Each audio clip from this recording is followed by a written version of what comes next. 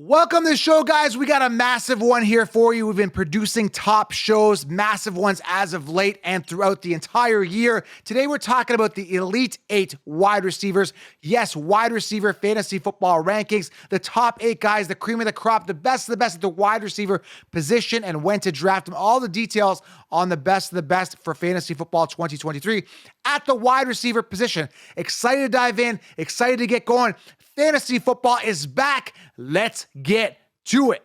Been knocked down 1,000 times, I ain't going nowhere. Yeah, I'm standing right here. Demons all around, but I ain't got no fear. All right, guys, welcome to the show. This is a massive one. We've got Jimmy, the great, the powerful, all in red today. Jimmy Maverick, and we're talking wide receivers. Welcome to the show, Jim.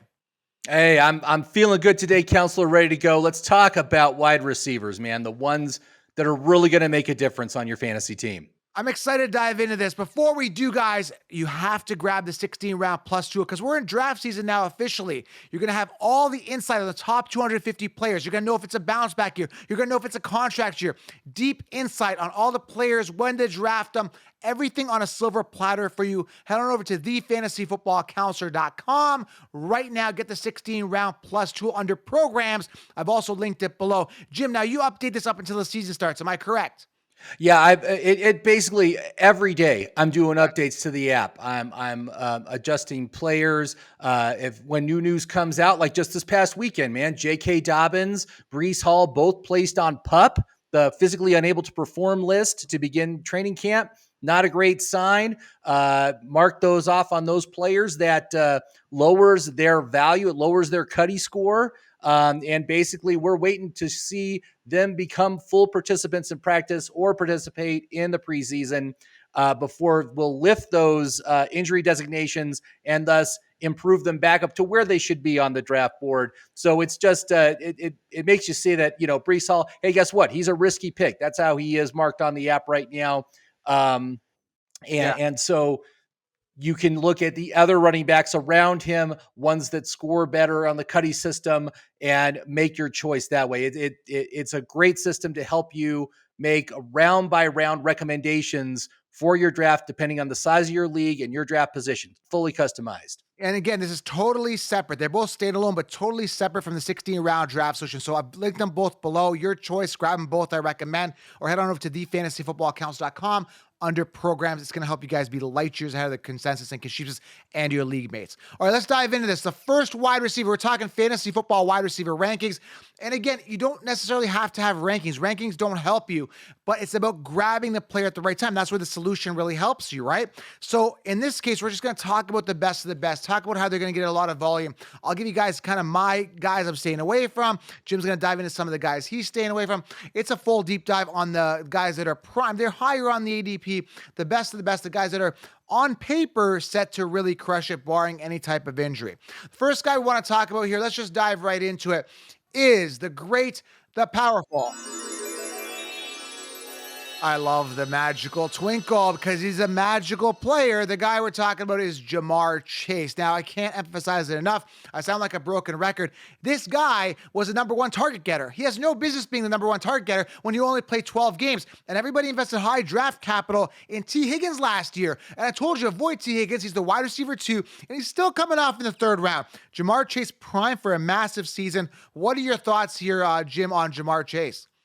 Yeah, as far as my number one overall wide receiver, it is absolutely Ja'Marr Chase. Right. One of the things I really like about him is he is attached to one of the best quarterbacks in the league. He's got Joe Burrow on a contract year thrown to him. And when you compare him against, Justin Jefferson, who has Christian Kirk, Tyreek Hill, has Tua I can't even say his name. Cooper Kupp has Matthew Stafford. Who's the best quarterback in that group? Who's the best quarterback? Easily, it's Joe Burrow, throwing balls to his number one receiver. Last year, when he came back from injury, man, check out this volume. December 11th, 15 targets. December 18th, 13 targets. December 24th, 11 targets. January 8th, 13 targets. Holy crap. That is unbelievable volume. Super elite volume. He gets over a 30% market share in this offense as far as the targets. His upside is 2,000 yards, NFL record-breaking 2,000 yards, who knows how many touchdowns. I can't speak highly enough of this guy. If you are in the top 3 position and he's available, man, I got to say I'm really going to be sweating it out as to do I take Bijan or do I take Ja'Marr, because I really, really, really like them both. So how do you feel on that? Yeah, I mean, I'm going Bijan. I'm going running back round 1 no matter what. I still think there's a ton of depth. That's what we're talking fantasy football draft strategy here, along with just talking these rankings and these elite 8 wide receivers, these upside wide receivers. You got to consider where to draft them, how to integrate them. But I do want to talk one thing about strategy. I am trying to integrate a Amon-Ra or a Garrett in round 2 after I go Bijan or a Taylor, someone like that, because I do ideally want an ultra elite, one of the guys we're talking here, but I'm not going 0 RB. I'm not doing that because I don't want to end up with a J.K. Dobbins as my RB1 or Miles Sanders or someone like that. Because we saw even, we're talking about J.K. Dobbins not being high on the app and in 16-round draft solution and Lamar Jackson running. And then they acquired Melvin Gordon recently, which doesn't help his case and doesn't prove to me that they are believers in J.K. Dobbins. So you definitely don't want this insecurity at the running back position. So easy, even though these guys seem tempting, there's still a lot of sleepers at wide receiver. That's why you got to get the 16 rounds, the draft tool, and subscribe. Also, guys, smash that thumbs up. It helps the channel. It takes 2 seconds of your time. Smash the thumbs up. It really helps. Okay, guys? It takes 2 seconds. So yeah, again, Ja'Marr Chase, I think the highest ceiling out of wide receivers. Contract year for Burrow, contract year for Ja'Marr Chase. Boom, boom, boom. That's all I got to say. I mean, to the moon. Skyrocketing to the moon, actually. There you go. There you go. Next atmosphere. All right. All right. Second guy here. Let's talk about, again, not really in a particular order, but a little bit on ADP. And we do kind of favor Chase a little bit more than this guy. The next guy we're talking about is Justin Jefferson, coming off 2 Cinderella years. The addition of Addison, adding Addison, right? Then you've got Hawkinson there. You got some different options, some different looks. The quarterback, the running back situation is different without Dalvin Cook. Maybe is it the Madison Addison show? I don't know, man. I mean, maybe some double coverage problems. He's kind of predictable. Does he see a decline? Will he stay healthy? I don't know, man. It's just been too perfect, too long. That's why I like the upwards trend to Chase and a little bit of a downwards trend on Jefferson, but you can't deny that he is ultra safe. Thoughts on Jefferson, Jim? Yeah, as far as between Jefferson and Ja'Marr is clearly the better option for upside. I do love Justin Jefferson's situation. Clear alpha, elite wide receiver. Some of the issues are they did add Addison, so there's more competition for targets. I don't think that's really going to hurt Justin Jefferson necessarily. But one of the reasons why Justin Jefferson ranks lower than Ja'Marr is because his consistency is not as good. And you'll see that during the fantasy football season, he is much more up and down in his volume than a player like Ja'Marr Chase, and that's important. So he could still have his humongous upside gains. But like I said, I think he's a great choice. Just if I have a choice between the two of them, I'm taking Ja'Marr Chase. Actually, hold on a second. We've got Connor stepping in the studio here. Now, I know you guys had a fallout last time out. So Connor's back on the show, and he's got something to say to you. And I think he's got a bone to pick with you here a little bit. Because, again, you guys, I mean, we're not high, not even us, you guys, but me and you aren't as high on Jefferson as we are on Ja'Marr Chase. And he was nibbling on my ankle here, and he's got, obviously you can see he's very upset here if you guys are seeing the visual. Connor, welcome to the show. I know you had a falling out with Jim last time. Why is he still here? Hi, Jim. What do you got to say, Connor? What's your input? You suck. That's the start. Second of all, Jefferson finished on top last year, and he's going to finish on top this year. What part of Justin Jefferson is number one? Don't you understand? I'm not saying that Justin Jefferson is bad. I'm just saying that a player like Ja'Marr Chase has more upside, more volume, and more consistency than Jefferson does. I think Jefferson's going to be fine. I think he's a good choice, but he's just not my number one. So listen, no. Hey, Counselor, cue in the Consheepsa song.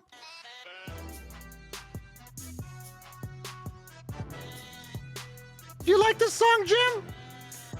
I like it because it's singing about you.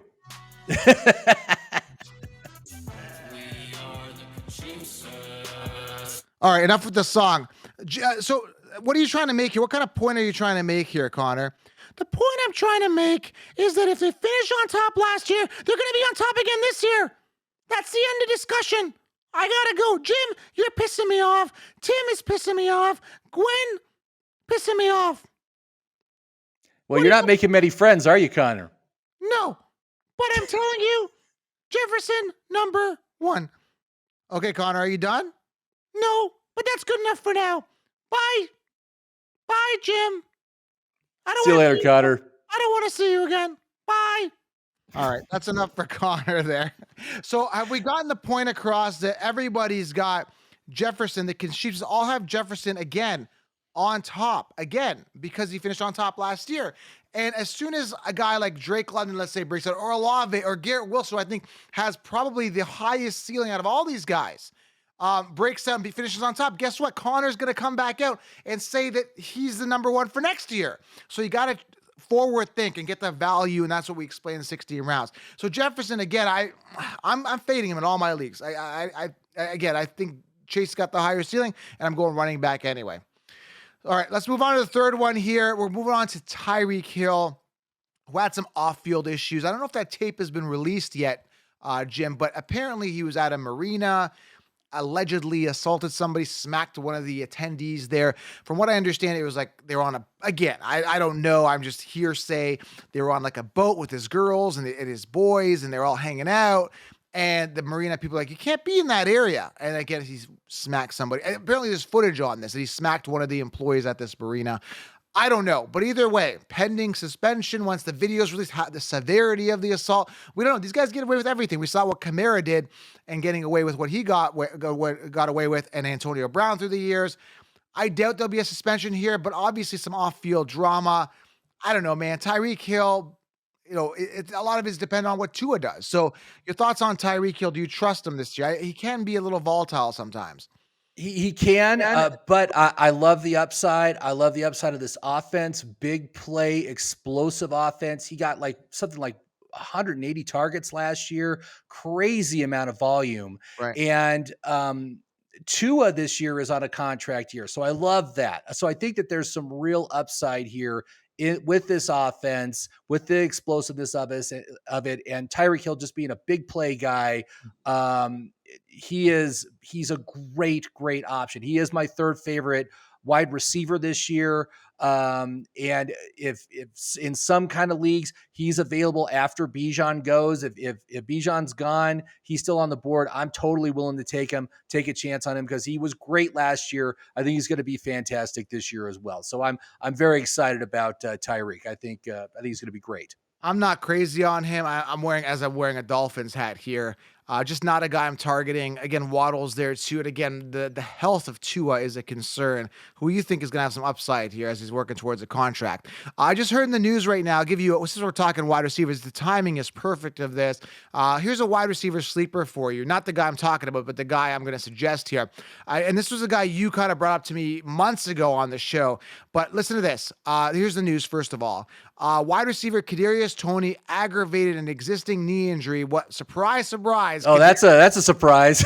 Kadarius Toney is hurt during Sunday's practice and expected to miss some time. The Chiefs are yet optimistic that Toney will be ready for Week 1. Even if he is, I just do not trust him. We now have breaking news. There have been no signs that Kadarius Toney can handle a workload of a wide receiver 1. He can't do it. This is his 4th year in the season, 4th year in the league. I mean, what more do you need to see? Even after he was healthy last year and playing with Mahomes, he only got about 2.5 targets per game on average. It's just unbelievably sucky usage. He's a special teams player. He's a gadget player. He's an explosive player. He makes the highlight reel, but people are drafting him in like the 6th round or something. It's crazy. Do not touch Kadarius Toney. The dude, I mean, I think he's only played in like 20 games over the course of 3 full seasons. I mean, it's just terrible. He's a terrible player for fantasy football. Don't even bother. Getting to the sleeper here. Rashee Rice. Okay, just stash him. It's not going to hurt you. He's coming off what round? He's coming off for free, literally. I mean, he's coming off after round 12 or something. Yeah, it's after round 10. I don't know exactly where he's going right now, but yeah. Sleeper, just grab him, okay? We're not going to spend too much time on sleepers, but there's a free one for you. Next guy here who I'm not really high on, just not at all, who happens to have the name of a sheep, right? Sad name. CeeDee Lamb. He's got the name of a sheep. You like the music, Jim? No comment on the music. He's got Why are you not liking CeeDee? He's in a great situation this year. I'm excited for CeeDee. Contract year for the guy. He's playing for the big money, man. They're talking right now. He is 25 to $30 million a year contract is what he's going to get, man. On a huge extension. He has progressed every year. He has gotten better. He's improved his stats. He's improved his efficiency. And now it's a contract year for the guy. I think he's going to go ballistic. I love CeeDee. I think he's a great choice. Clear number one on that offense. Great target share. And a great guy to pick up at the very end of the first round or beginning of the second round. That's usually where he's going. It's nice. I'm looking at the progression here. 74 targets in his rookie year in 2020, up to 79, then it was 107. And when you look at it from yardage, 2020, 935 to 1102 to 1359, up there as well. And now if this was a chart, it's perfectly going up. Touchdowns, 5, 6, and then 9 last year. So constantly improving, which is good. Yeah, I mean, safe. Do I prefer him or Garrett Wilson? I still think the Garrett Wilson has more upside. Even though we kind of have these ranked here, it's not so much rankings. I still prefer it. Because again, I can get Garrett Wilson round 2. CeeDee Lamb coming off a little higher, I believe. Slightly higher, correct? At ADP right now, about pick 13. So right at the end of the second round, end of the first round, beginning of the second round. So all right. Let's move on here to another. Boom, wide receiver, and I love him. Amon-Ra St. Brown. Now, again, Jameson Williams suspended again, probably going to miss 6 games. They did add Gibbs. I love Sam Laporta. There's another sleeper tight end who I've been stashing. He constantly gets good reviews. I just heard that he is going to be the tight end 1. That's the talk about it. You don't invest a high draft capital in a tight end and not use him. I think he's special. If you had tight ends, I think it was Kittle or one of those wide receivers said, or one of those tight ends said that he is a solid tight end, praising him, talking about how good he is. So there is some other targets, but Amon-Ra is the guy, the wide receiver 1, safe and solid. The only knock I have to Amon-Ra is that I don't get him in the 4th round this year because everybody stole them from me. The Kashifs are now on board. Connor's on board. Everybody's on board with him. I got to pay an inflated price for a guy who was stealing in round 4 last year. That's something that I'm having a hard time getting. That's why I'm trying to look for the next one. That's why we give you the next guys up there. Finished 7th last year, 146 targets, 6 touchdowns. That can only go up. 1,161 yards. Amon-Ra is primed, okay? And he was 8th in targets amongst wide receivers with that 146. Impressive numbers. Do you feel safe and warm and fuzzy with Amon-Ra? Yeah, absolutely. I love Amon-Ra. Again, contract year for him as well. I do like the limited receiver options on this team. He's clearly going to be the number 1. Should get a really great target share. His consistency is outstanding. He scores an 8 out of 10 on the consistency scale. So he's a fantastic option. Going right now, middle of the second round, about pick 19. So again, a great option. You take a running back first, and then you circle around in the second round. You can grab this guy in the second. It's an easy pick for me. Yeah, absolutely. Some people say, well, if you have a choice between this guy and that guy, who would you choose? And it's always between Amon-Ra and our next guy. Let's get to him, is Garrett Wilson. So this is a tough one here. And what I tell people all the time, and I don't know if you saw it. Let me pull up this video. I like pulling up videos here. As we're talking, he made this phenomenal catch in practice. It was unbelievable. So to answer the question, Jim, why don't I go through here? Let me show you the reception here. Oh, I saw this morning. I saw it. Yes. Let me let it rerun again here. Let me just run. Right. Just that tiptoe catch at the back of the end zone. Fantastic. I can't believe he got both his feet down. I'm like, damn. Look at this one more time here. Just unbelievable catch. Just phenomenal. So he's primed. He's ready to go to have himself a good year. So again, to answer the question, Amon-Ra or Garrett Wilson, I like to roll the dice. I like to take a risk. I'm going to go here a little bit on Garrett Wilson just because I just think it's a higher ceiling. He's getting praise from Aaron Rodgers that he's the next Devontae Adams. I love the ceiling, love the upside, and the fact that he performed as well as he did last year with crappy quarterbacks. Where did he finish? The worst. The Where did he worst finish? quarterbacks. Where did he finish last year? I'm trying to figure out. I got to pull this up here. I think he was like around the 18th or something, or 17th. Oh my God, I should know this. Either way, what do you think of him? I'm going to pull up his exact finish last year. Oh, I have it in standard here. So I'll pull up his exact finish from last year while you, he finished, because I was looking under targets. That's why I couldn't find him. Yeah, he finished 21st amongst wide receivers, which isn't amazing. And then he had the 4 touchdowns, which wasn't amazing, but 147 targets, 83 receptions, 1,103 yards receiving. Not bad considering you had Zach Wilson throwing the ball, right? Right. I mean, I don't know what to tell you. That's a huge upgrade at quarterback.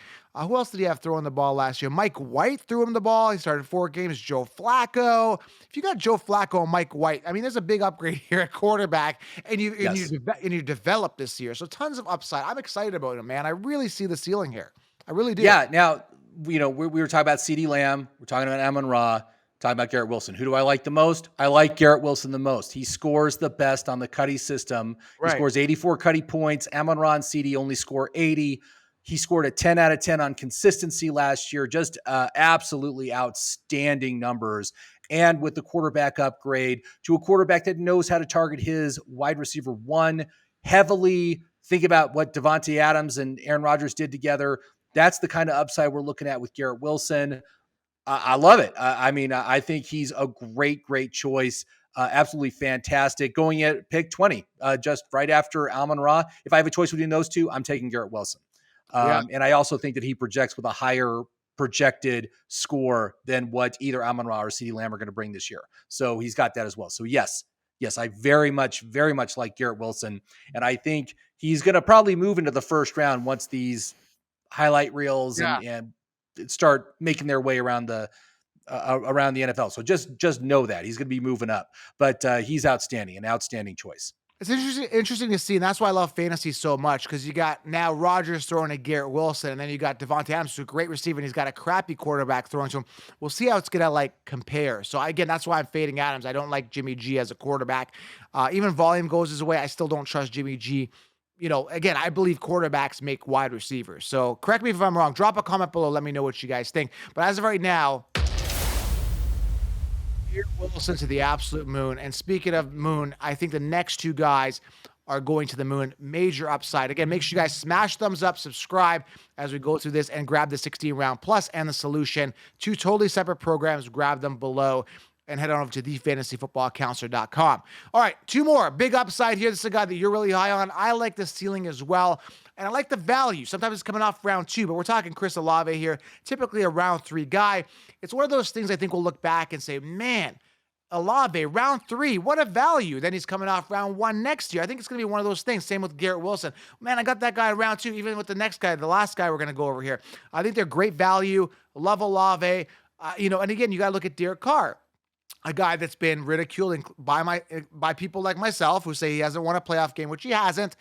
Done nothing with the Raiders for 9 years, couldn't lead them anywhere.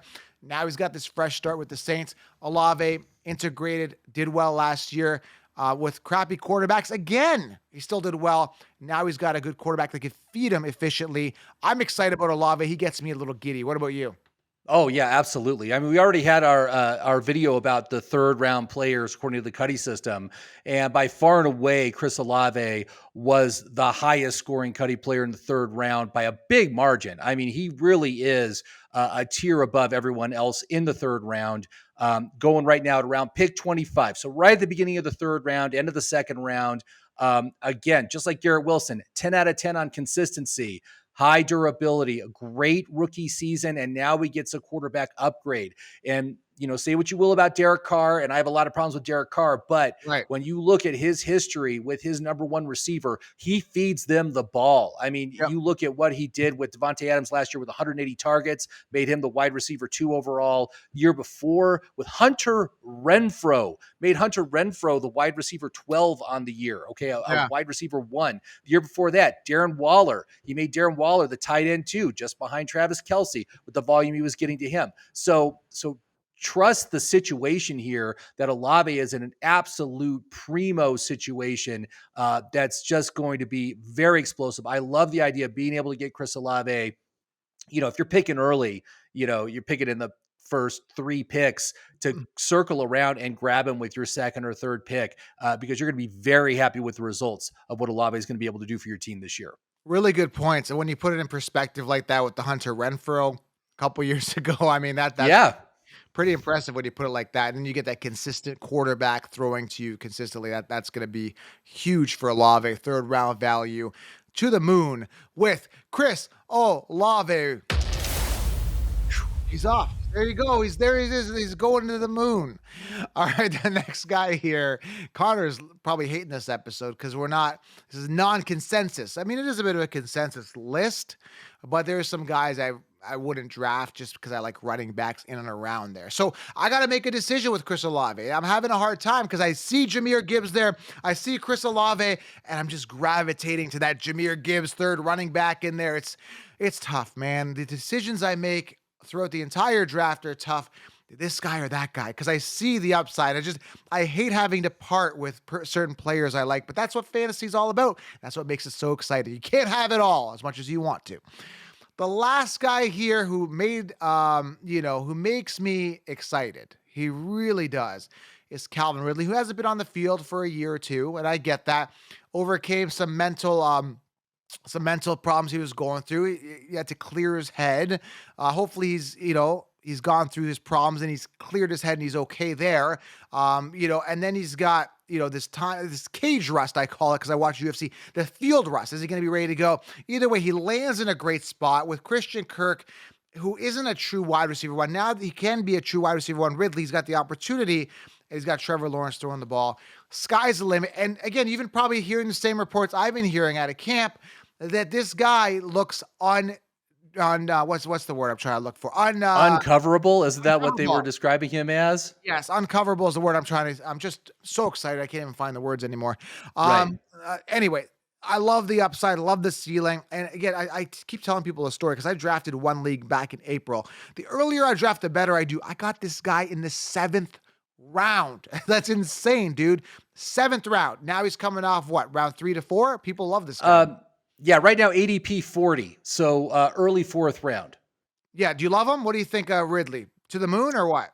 I love the situation with Calvin Ridley. I talk often about the formula for getting a team to the Super Bowl, and the first thing you do is you draft yourself a franchise quarterback, an elite franchise quarterback. Then, 2, surround him with talent using free agency and the draft to bring in talent. And usually the final piece of that is you bring in an elite wide receiver onto the team to really just make that offense explode. Think about like what Stephon Diggs did for Josh Allen, right? Remember, most people didn't really think about Stephon Diggs. He was like going in the 6th or 7th round when he got traded to Buffalo, and no one really thought highly of him. No one really thought highly of Josh Allen. And yet both those guys together were electric lightning. And that's exactly what I'm seeing here with them bringing Calvin Ridley onto this team, where they already have Evan Ingram, they already have Christian Kirk, they already have who's the third guy? DJ Chark. Yeah, I think. Okay, well, anyway, we've already got an outstanding offense built around Trevor Lawrence, and now we bring in this elite wide receiver on top of it. It is absolutely an explosive, fantastic situation. Contract year for Calvin Ridley, really trying to prove his worth that he can be an elite wide receiver 1. I am just like bonkers about taking this guy. I've taken him in so many leagues and just love it. Every single time I'm able to get him in the 4th round, I'm taking him. So, yeah. I He's didn't want to great. interrupt you. I didn't want to interrupt you. Chark is on the Panthers, I believe. He's just Oh, yeah, he's on the Panthers. Um, I'm drawing a blank as to who's the third wide receiver. Had a really good year last year too. It doesn't matter because I don't draft. I don't draft anybody that's a wide receiver 3 on any team. And that's what Right. you guys got to Right. do. You have to aim high on the depth chart. I don't look that far. Now, again, when I am looking at the depth chart, when I do 16 rounds, I only look at players that are high on the depth chart. So definitely not a guy that I'm targeting. Now, you did make a good point on Stephon Diggs, however, because when I look at his numbers in 2015 to 2017, just an average guy. Didn't even have a 1,000-yard receiving season the first 3 years, right? Under 10 touchdowns, 4 touchdowns, 3 touchdowns the first 2 years. Then when he ended up on the Buffalo Bills in 2020, exploded 1,500 yards, 8 touchdowns, really, really crushed it. So again, that's the deal. The quarterbacks make wide receivers. This is a note you need to write down. Absolutely, yeah, and also, second year in Doug Peterson's system. Doug Peterson took the Philadelphia to the Super Bowl and won it. He knows how to do it. He knows how to develop quarterbacks, and we saw the improvement. You saw the huge improvement in Trevor Lawrence over the course of the season last year. The second half, Trevor Lawrence was amazing compared to first half of the season. Trevor Lawrence, and I am basically under the understanding that it will be another big step up this year. It's going to be a year 3 quarterback, an elite quarterback like Trevor Lawrence. It's going to be a huge step up for him this year. It's going to be fantastic. I'm excited to see what the Jacksonville Jaguars do. And like I said, I think they are Super Bowl caliber team right now. Super Bowl caliber. That's how good they are in an AFC that is full of Super Bowl caliber teams. So they have the ability. They put together the team and they can do it. And Calvin Ridley is going to be a big part of that. And that's why you need Calvin Ridley on your team. Zay Jones is the guy you're thinking about. Again, Zay Jones. Yes. And he had a great season last year, but again, he was the 2 last year. Now he's the 3. So, it's not a guy that I want on my team, but they basically got the whole team back that Trevor Lawrence had last year, plus now Calvin Ridley. So it's just a plus on the whole situation. You know what's amazing? I am aware of everybody on the depth chart, but I had this tunnel vision. Like I can see every team, but I aim always high on the depth chart, and I always get the guys that are worthy of drafting. And you'll see people late, and this is a perfect example. You'll see people drafting like a Zay Jones in mid to late rounds, right? I would, because it's a name that they kind of know, right? Oh, Zay Jones, I would rather go for a Rashee Rice, who could be the wide receiver 1 later, right? I always aim high on the depth chart and look for that upside in later rounds instead of grabbing these mediocre guys that are going to peddle me, a couple fantasy points here and there. So I would never, ever look at a guy like Zay Jones on my team. Calvin Ridley is going to be the clear-cut wide receiver 1 there, in my opinion, on a good offense. So that's it, Jim. That wraps it up here. Those are the 8 elite wide receiver fantasy football wide receiver rankings here for you. Any other comments here on these wide receivers in regards to strategy, or are you going to stack a couple of these guys in the first 3 rounds, or are you going to go running back in the mix? Yeah, so let me just say, if you haven't done so already, watch the Elite 8 running backs. And my goal would be in the first 4 rounds to get 3 of those running backs if you can, and 1 of the wide receivers off this list with your first 4 rounds.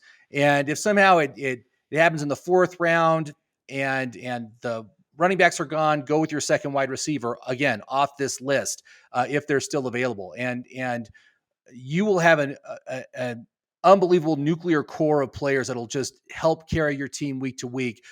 All these guys, I think, are fantastic. All the guys on the running backs that we talked about, fantastic situations. And just go with that and make it your strategy. All right, guys, make sure you guys subscribe, grab the 60-round draft solution. We've linked everything below. Thanks, Jim. Thanks, Connor. Thanks, everybody, for the show. Make sure you guys smash thumbs up. It really helps. We'll talk soon. We're out. Take care, Jim. Thanks, Counselor. Bye, everyone.